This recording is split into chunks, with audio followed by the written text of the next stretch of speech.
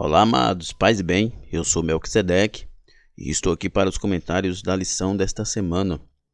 Lições bíblicas da editora CPAD Classe de Jovens, primeiro trimestre de 2023. E como você sabe, nós estamos estudando sobre santidade. E a lição de hoje é a lição de número 9. E o tema, a santidade é a marca do cristão.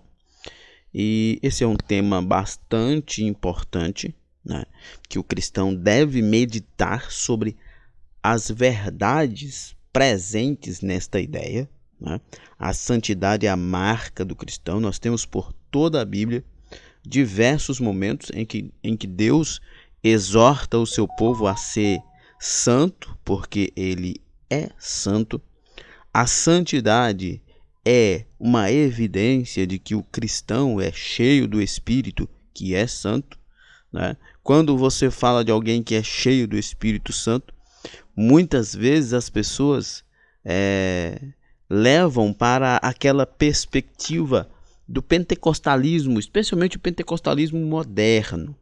Mas nós sabemos que uma pessoa cheia do Espírito Santo, a principal evidência de que ela realmente é cheia do Espírito Santo é a vida de pureza, é a vida de santidade, é a vida de conformidade espiritual, ética e moral com os valores bíblicos, né? Não são dons, não são aptidões que evidenciam que uma pessoa é santa, mas o seu caráter transformado, a sua semelhança a Cristo no viver, é que demonstra que essa pessoa realmente vive em santidade.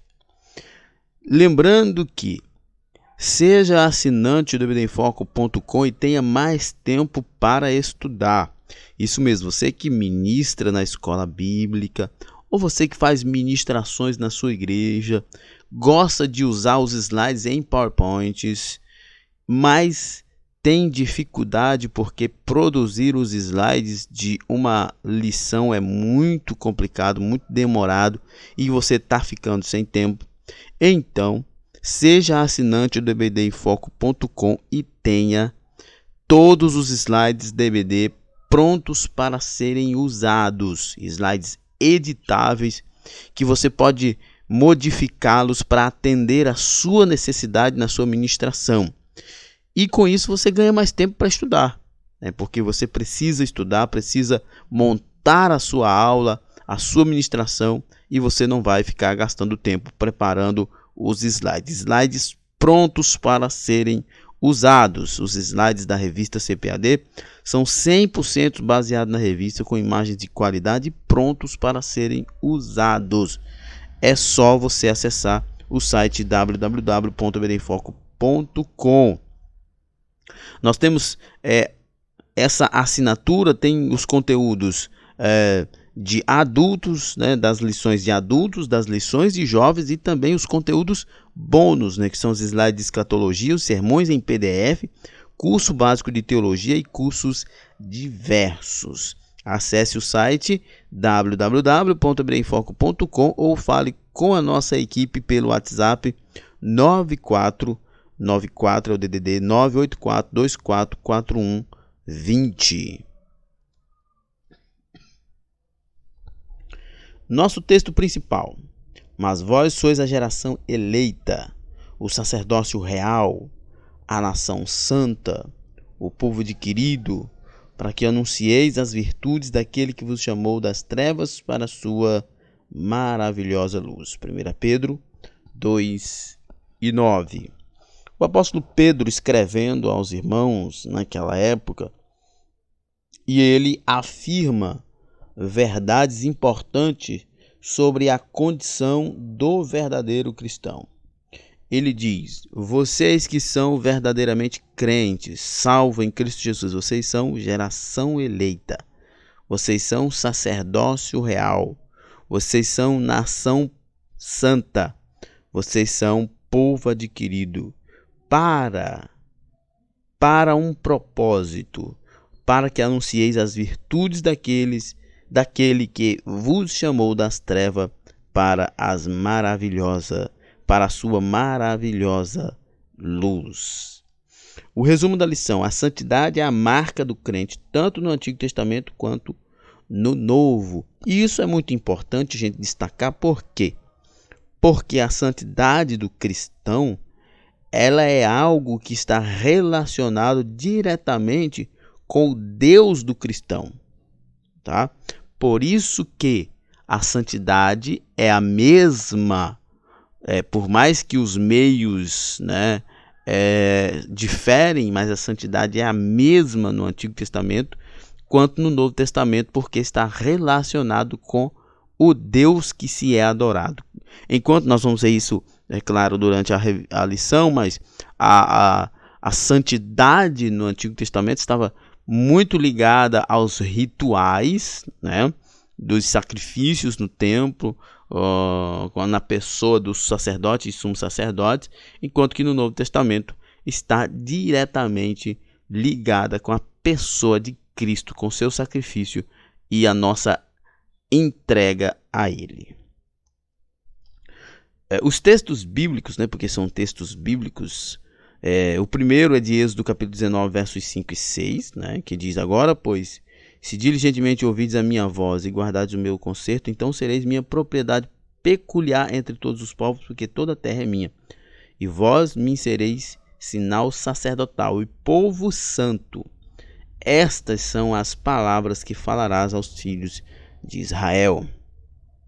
Segundo texto, Romanos 12, 1 e 2, e diz: rogo-vos, pois, irmãos, pela compaixão de Deus, que apresentai o vosso corpo em sacrifício vivo, santo e agradável a Deus, que é o vosso culto racional. A ideia de racional aqui não é o culto cabeção, cheio de ideias. Não, o culto racional aqui é culto real, verdadeiro.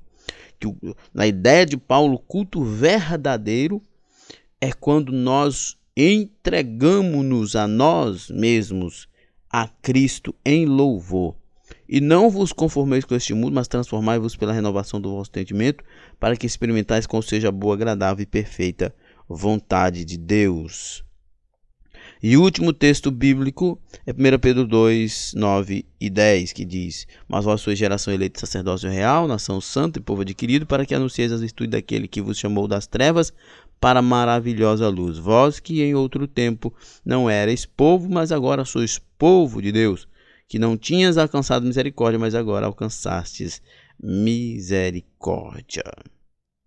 Muito bem, então vamos para a nossa introdução. E a nossa introdução nos diz o seguinte: a santidade é exigida tanto no Antigo Testamento quanto no Novo. Todavia, no Antigo Testamento, o povo era considerado santo por meio de sacrifícios de animais. Por isso que eu falei, agora, povo, a santidade é a mesma, porque se relaciona com o mesmo Deus, mas ela tinha seus aspectos, porque a santidade do Antigo Testamento estava relacionada diretamente com o que acontecia no templo, com os sacrifícios, a partir dos sacrifícios, dos cerimoniais, enquanto que no Novo Testamento está diretamente ligado com a pessoa de Cristo. No Novo Testamento, o crente é santificado mediante o sacrifício perfeito de Cristo. Como filhos e filhas de Deus, agora devemos oferecer ao Senhor um culto racional, ou seja, um culto verdadeiro, e viver de maneira santa, justa e piedosa. Diz-se culto verdadeiro, porque o culto judeu no Antigo Testamento não é que ele não era verdadeiro, é que ele era uma sombra do verdadeiro. Nesse sentido, é que o culto judaico no Antigo Testamento ele não era pleno, porque ele não era um culto baseado no sacrifício de Cristo. Não era um culto baseado em Cristo, mas é claro que apontava para Cristo, mas era dentro do contexto dos sacrifícios. Por isso que o escritor aos Hebreus diz que tudo aquilo que nós vemos no Antigo Testamento era sombra do que viria. Então, o culto verotestamentário, ele era uma sombra do aperfeiçoamento que viria no Novo Testamento através de Cristo.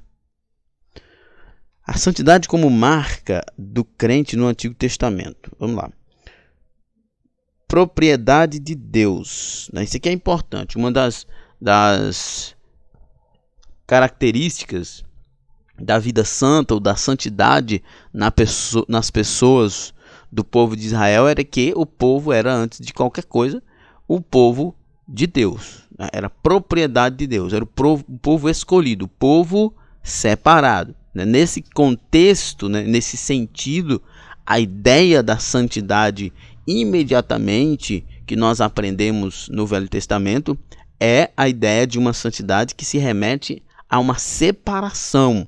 O povo é, antes de tudo, santo porque é propriedade de Deus e é separado das outras nações, é separado das práticas do mundo para desenvolver uma espiritualidade que Deus instituiu para eles. O livro de Levíticos apresenta dois temas importantes e que se sobressaem. Primeiro, a expiação, que é um procedimento sacrificial que diz respeito à remoção do pecado, a restauração da comunhão com Deus, o dia de Yom Kippur, que era o dia da expiação, que era um dia nacional, era uma espécie de feriado nacional religioso, onde todos os israelitas teriam que sacrificar, porque uma vez sabendo que somos, por natureza, pecadores, pelo menos uma vez por ano, todos os israelitas tinham que realizar um sacrifício, que era o sacrifício de expiação pela nação. Esse sacrifício de expiação, como o texto diz aqui, era um procedimento sacrificial que diz respeito à remoção do pecado, diz respeito à restauração da comunhão. Enquanto aquele indivíduo, aquela pessoa passava o ano todo, muitas vezes, sem poder vir a Jerusalém fazer um sacrifício normal, de gratidão, de um holocausto ou mesmo por um pecado, no dia da expiação ele tinha que vir de qualquer lugar de Israel, mesmo às vezes fora de Israel, para fazer esse sacrifício, para restaurar a comunhão com Deus, o relacionamento com Deus. Esse era o sacrifício da expiação. E a santidade, Levítico fala exaustivamente sobre santidade. Aliás, Levítico é um livro cheio de regras, cheia de cerimoniais, e ali é muito... Deus é muito rígido nas estipulações, nas exigências dos rituais. E a gente, às vezes, quem não tem nenhum bom senso pode pensar que Deus é muito, muito chato, muito exigente. Na verdade, isso mostra que o padrão de Deus é excepcionalmente elevado mesmo. Nós não podemos pensar num Deus que é conivente com uma adoração meia boca, com adoração mequetrefezinha, sem comprometimento, sem reverência, sem entrega, sem entregar uma adoração verdadeira que seja no corpo, que é impossível que Deus receba algo que seja fora de nós mesmos, porque nós somos o templo de Deus. De acordo com a Bíblia de Estudo Pentecostal, esse livro foi escrito para instruir os israelitas acerca do acesso a Deus por meio do sangue expiador e para mostrar o perdão divino da vida santa que deve ter, o padrão divino da vida santa que deve ter o povo escolhido de Deus. Eu acabei de falar agora há pouco. O Senhor estabeleceu uma aliança com os hebreus e essa aliança exigia santidade e compromisso a fim de que os outros povos pudessem ter o conhecimento de Deus. Isso aqui é muito clássico, que Israel era como uma tocha. Israel era como uma luz no meio da escuridão para as nações do Oriente, E por isso Deus estabeleceu padrões elevadíssimos de espiritualidade e moralidade para Israel, para que as nações em volta pudessem aprender com Israel e conhecer o verdadeiro Deus. Algo que é bastante marcante nessa época, por exemplo, os cultos pagãos eram recheados, a maioria deles, a práticas de sexo cultual e também muitas vezes de martírios, sacrifício de crianças, de pessoas aos deuses. Então Deus, levanta um povo, escolhe um povo, estipula, dá a esse povo uma lei, dá a esse povo um padrão de vida e de adoração, né? E dentro da perspectiva de adoração, Deus diz, olha, não terá sexo na adoração, não é assim que funciona.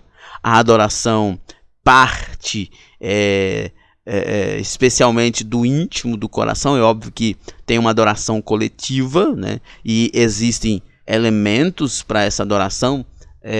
Se pode associar, né, elementos autorizados por Deus, é claro, para essa adoração, mas essa adoração ela é bem peculiar em relação à adoração dos povos, né, daquela região.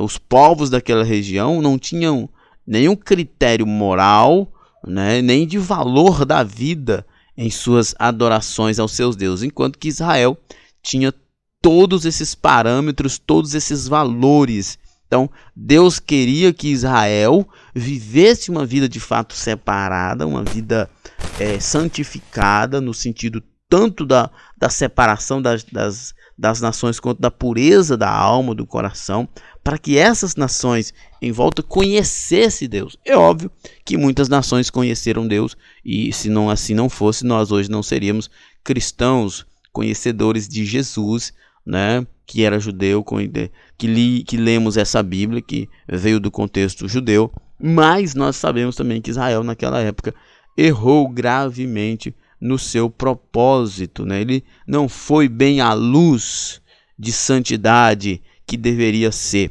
mas Deus iniciou esse projeto, né, criando um povo para que esse povo fosse uma luz no meio da escuridão das nações com seus cultos pagãos. Os israelitas são advertidos várias vezes para não adotarem as práticas dos demais povos. Eles deveriam ter a marca de Deus, a santificação, pureza. Que é importante a gente dizer que santificação está tanto atrelada à posição nossa em Cristo, que nós estudamos na primeira lição, quanto está ligada à nossa conduta diária, né? Por isso que aqui, os israelitas são advertidos várias vezes para não adotarem as práticas dos demais povos, porque as práticas dos demais povos eram abominação para Deus. Por quê? Porque estava diretamente ligada às coisas que eu já falei, a cultos sexuais, a sacrifício de pessoas, a adoração a ídolos, né, que era a recorrência, e assim por diante. Mas o povo de Deus tem a marca de Deus, e a marca de Deus é a vida de santidade.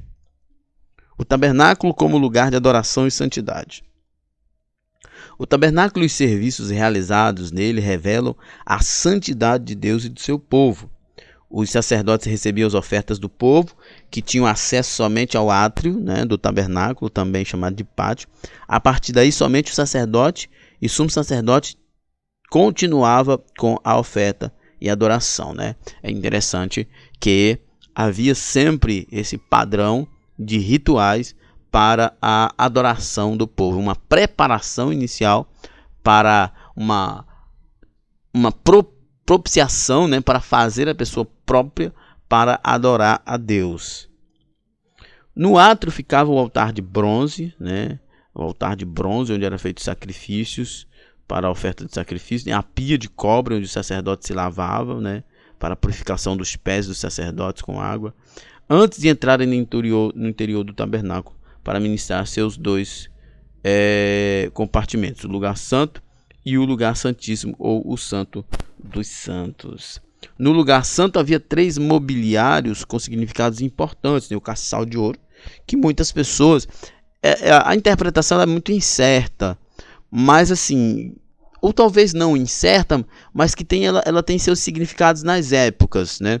No período do tabernáculo, a ideia do castiçal para muitos, né, isso é uma tradição judaica, não é muito clara, mas para muitos, que o castiçal tinha 7 hastes, né? Tinha uma central e 3 de cada lado. E então essas 7 lâmpadas era uma referência a Deus, né? E que era a luz de Israel. E essas 7 lâmpadas, né? Os 7 espíritos, 7 olhos, né?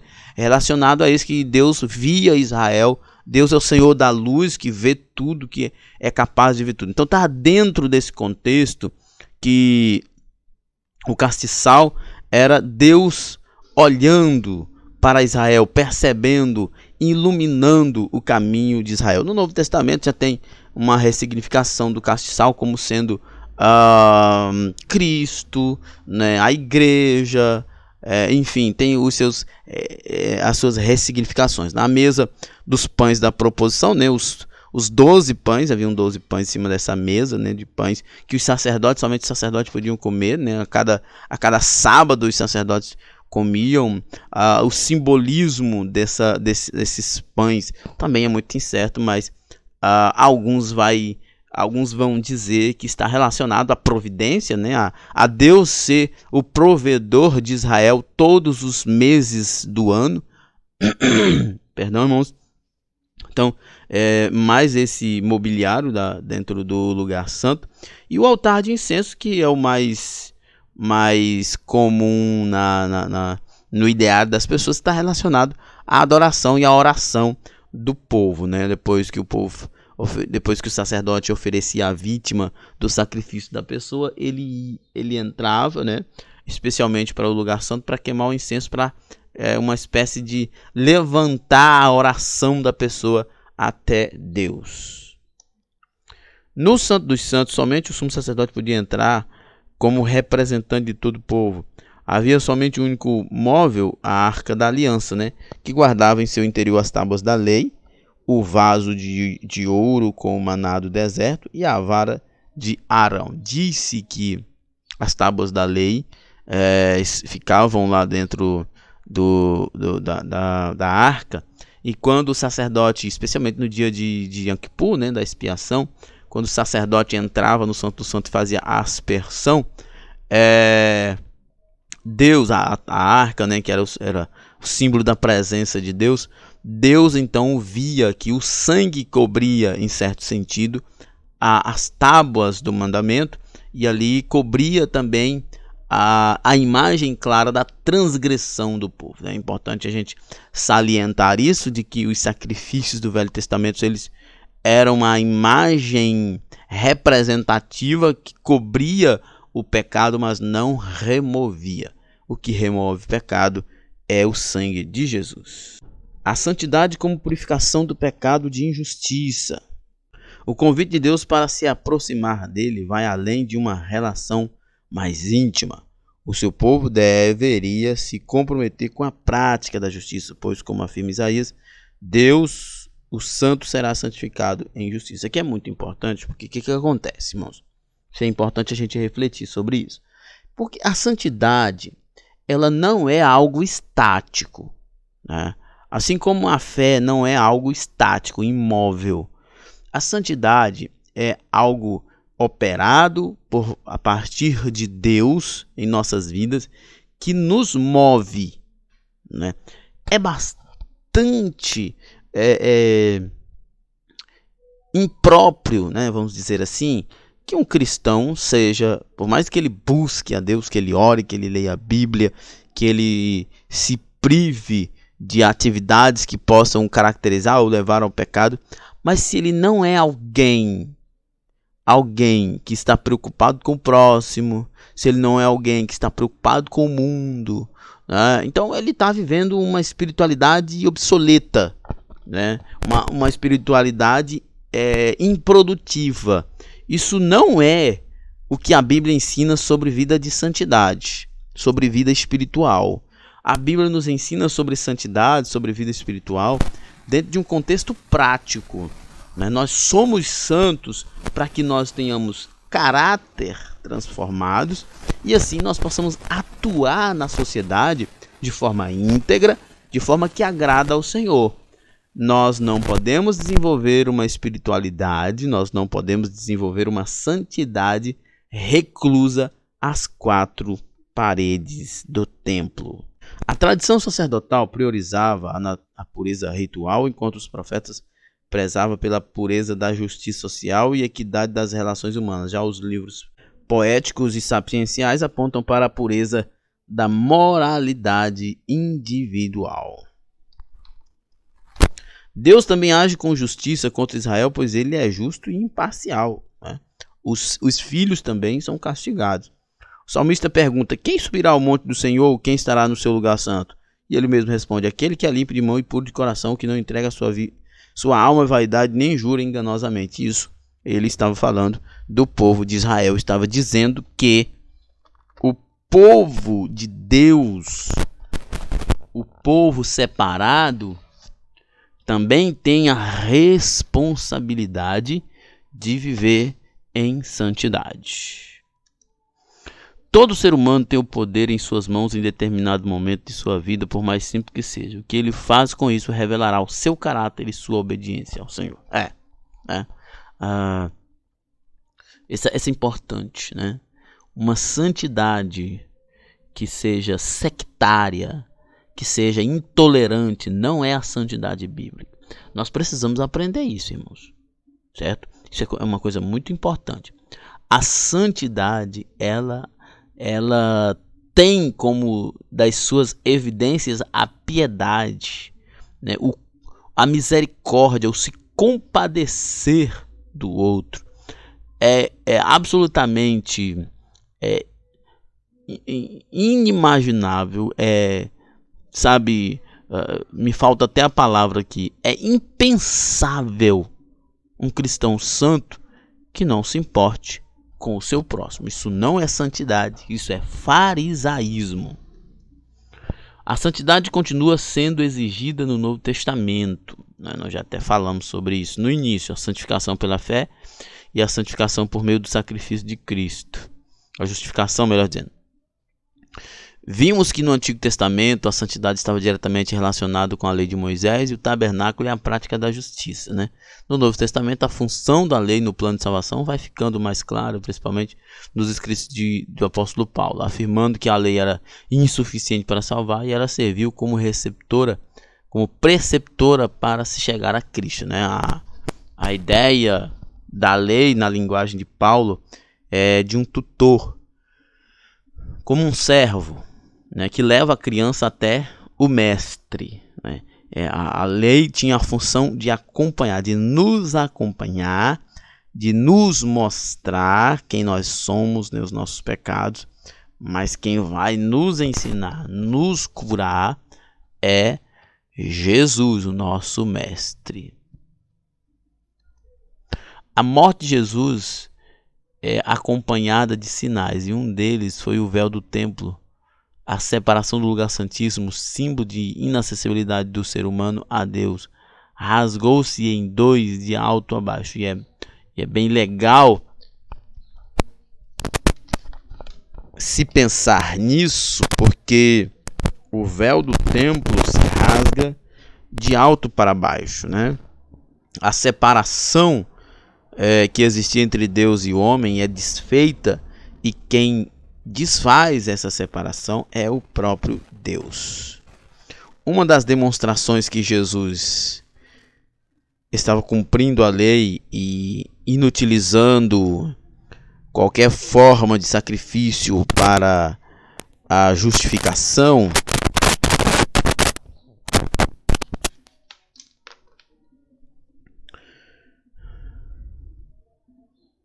Uma das demonstrações que Jesus estava cumprindo a lei e inutilizando qualquer forma de sacrifício para a justificação, né?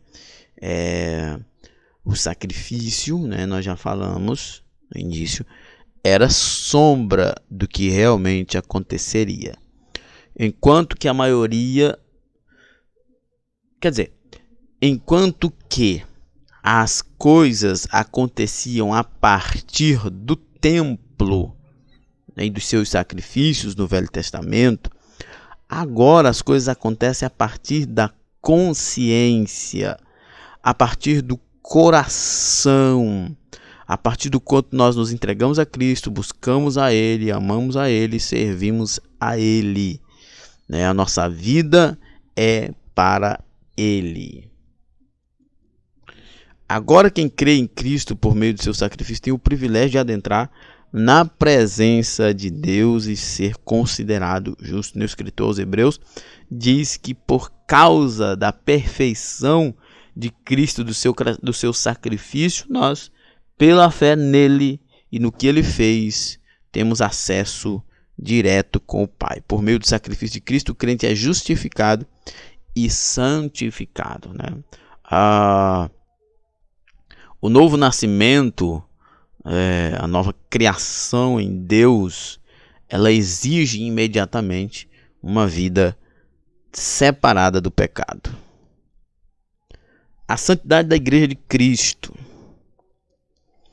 Jesus cumpriu sua missão e retornou ao Pai, porém ele não retirou a Igreja do mundo, mas deixou-a para representar-lhe, anunciando seu evangelho. A Igreja não pode se deixar vencer pelo mal. Os cristãos, guiados pelo Espírito Santo, tornam-se embaixador de Cristo, conforme Paulo afirma à Igreja de Corinto. De sorte que somos embaixadores em nome de Cristo, como se Deus exortasse por intermédio de nós. Em nome de Cristo, pois rogamos que vos reconcilieis com Deus. Nós somos embaixadores de Cristo, embaixadores de Deus, dizendo para as pessoas que Deus quer salvá-las. A igreja, por meio dos discípulos, recebeu de Jesus uma vocação, a qual deve se manter fiel. A principal marca que deve identificar a igreja nesse tempo pós-moderno continua sendo a santidade, estando no mundo, mas com comportamento que inspire ser replicado e referenciado no trabalho, no comércio, na política, nos negócios, entre outros. É isso que é santificação, né? Santificação não pode ser confundida com ritual. Santificação não pode ser confundida com isolamento, né? Santificação não pode ser confundida com intolerância. Santificação é vida santa, é vida de pureza, de obediência e servidão a Cristo. A igreja tem conquistado espaço na sociedade, mas será que tem feito a diferença? Tem sido santa em sua forma de agir? Essa é uma coisa que deve ser refletida. O professor pode, inclusive, criar um pequeno debate aí com os seus alunos sobre a diferença que a igreja faz no mundo, né? Em termos gerais, né? De honestidade, de moralidade, em termos de amor e assim por diante. Qual a relevância da igreja na sociedade moderna? A santidade é exigida tanto no Antigo quanto no Novo Testamento, né? Encontramos no Pentateuco a seguinte recomendação divina a Israel: santos sereis, porque o Senhor vosso Deus sou santo. Levítico 19:2. Esse texto é citado no Novo Testamento pelo apóstolo Paulo com a mesma reverência. O profeta Isaías revela Deus como santo de Israel, né? Naquele dia olhará o homem para o seu Criador e os seus olhos atentarão para o santo de Israel, Deus, o santo de Israel.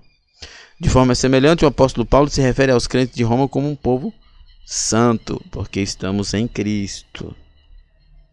Já sabemos que a santidade é exigida tanto no Antigo Testamento quanto no Novo. Todavia, a igreja tem uma responsabilidade maior, pois recebeu a revelação maior de Deus por meio de Cristo, bem como pôde evidenciar o cumprimento do que estava previsto no Antigo Testamento, a saber, a redenção por meio do sacrifício perfeito de Cristo como sumo sacerdote perfeito. Seja você um representante de Deus nessa sociedade, por meio de uma vida santa, né? Não é por meio de ativismo religioso, não é por meio de farisaísmo religioso, né? Mas seja um representante de Deus, seja um atalaia, um proclamador do Evangelho de Cristo, por meio de uma vida íntegra, por meio de uma vida santificada. Terceiro tópico, o culto racional no Novo Testamento. Consagrando o corpo como sacrifício vivo. No Antigo Testamento, uma das práticas principais do tabernáculo era o sacrifício de animais, né? Esses rituais serviram para apontar para Cristo, encobrir os pecados, mas não eram eficazes para removê-los, né? Já falamos sobre essa questão, né? Tudo aquilo que existiu no Antigo Testamento era a sombra que apontava para Cristo e não era capaz de salvar uma pessoa. Somente Cristo é capaz. O novo convertido passa a ter acesso ao sacrifício único e perfeito realizado por Cristo. Porém, isso não elimina a consagração a Deus. Existe uma consagração autêntica e não mecânica e repetitiva. É porque parte da mudança do caráter, né? E não apenas dos rituais. Paulo revela como entrar em comunhão com Deus, uma vez que os antigos rituais não eram mais necessários. E como era? O culto agora deveria ser realmente espiritual, onde o adorador entrega a sua vida seguindo o exemplo de Jesus. O corpo do crente passa a ser lugar de encontro e da comunhão, lugar privilegiado na adoração, o templo do Espírito Santo. Olha só, né? 1 Coríntios 3,16 diz: não sabeis que sois santuário de Deus e que o Espírito Santo habita em vós? Né? O culto agora deveria ser realmente espiritual, onde o adorador entrega a sua vida seguindo o exemplo de Jesus. Sendo um exemplo, né, para a sociedade, entregando a sua vida a Deus, vivendo para a glória de Deus, consagrando a Deus o espírito, o corpo e a alma. O apóstolo Paulo orienta o crente a oferecer o corpo como sacrifício vivo e santo, né? Romanos 1:12. Rogo-vos, pois, irmãos, pela misericórdia de Deus, que apresentai o vosso corpo por sacrifício vivo, santo, agradável a Deus, que é o vosso culto verdadeiro. No Antigo Testamento, a santidade era uma das preocupações dos sacerdotes. O povo era responsável por levar o sacrifício, mas era o sacerdote quem oferecia, por isso ele deveria seguir todas as recomendações da lei. Os sacrifícios deveriam ser repetidos todos os anos, porque era a questão do Yom Kippur, né? Do dia de expiação.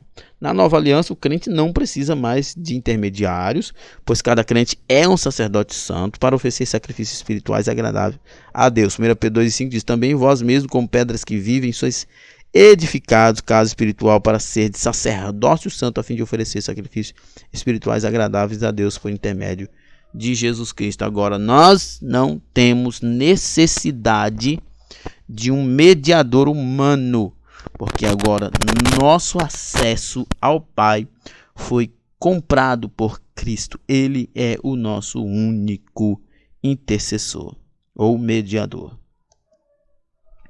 O salvo passa a adorar a Deus por meio de seu próprio corpo, de forma integral, espírito, alma e corpo. O cristão deve oferecer o seu espírito, corpo e alma de forma exclusiva, né? Separada para Deus, não misturado com as coisas deste mundo, mas dedicado exclusivamente a Deus Pai. Consagrando o corpo de forma agradável a Deus. Deus se interessa pelo interior das pessoas, onde está o verdadeiro eu, mas é inegável que o interior se reflete no exterior. Isso é verdade, né? Desse modo, como devemos cuidar do templo do Espírito Santo. Tudo dessa lição é um bom momento para refletirmos a respeito da mordomia do corpo, para que possamos consagrá-lo a Deus de forma agradável, né? Deus se interessa pelo interior das pessoas, onde está o verdadeiro, mas é inegável que o interior reflete o exterior. Isso aqui é importante, né? Se você é alguém dado a muitas regras, você sufoca a graça, né? Você sufoca o perdão e assim por diante, né? Deus ele se interessa primariamente pelo nosso interior. E quando ele trabalha realmente no nosso interior, nós então apresentamos mudança exterior. Quando você vê uma pessoa externamente agressiva, quando você vê uma pessoa externamente revoltada, sem caráter, é porque internamente ela já é assim, né? É óbvio que as pessoas podem dissimular, mas de fato o que importa é o que acontece no coração. Dentre vários cuidados, podemos citar a alimentação saudável. Isso é um problema, né? Eu com certeza estou cometendo esse pecado. Alguns crentes levam uma vida desregrada e quando as consequências se deflagram no corpo, eles correm para Deus como se ele tivesse a obrigação de curá-los. Esse é um problema que eu enfrento, preciso realmente melhorar. E é importante isso. É muito importante você ser uma pessoa educada com você mesmo, né, e ter uma vida saudável. No entanto, devemos oferecer o melhor ao nosso corpo para que estejamos prontos para o serviço do Mestre. Isso é agradável a Deus, é muito agradável a Deus. Nossa conclusão. Aprendemos nessa lição que a santidade é uma marca do crente. Ela é exigida tanto no Antigo Testamento quanto no Novo. No entanto, com a revelação progressiva de Deus e o sacrifício de Cristo na cruz, o crente não precisa mais de intermediários, pois cada um possui um sacerdote santo para oferecer sacrifício espiritual agradável a Deus. Agora não há mais separação. Agora nós temos os nossos rituais litúrgicos, temos de oração, de louvor, de leitura da palavra, são ritos, né? Mas não se baseiam somente nisso, né? A santidade é algo de dentro para fora, operado pelo Espírito Santo. Muito bem, acesse o site www.ebedemfoco.com ou entre em contato com o nosso WhatsApp e seja assinante do ebedemfoco.com. Chegamos ao final de mais um comentário. Que Deus em Cristo nos abençoe e até a próxima. Paz e bem a todos.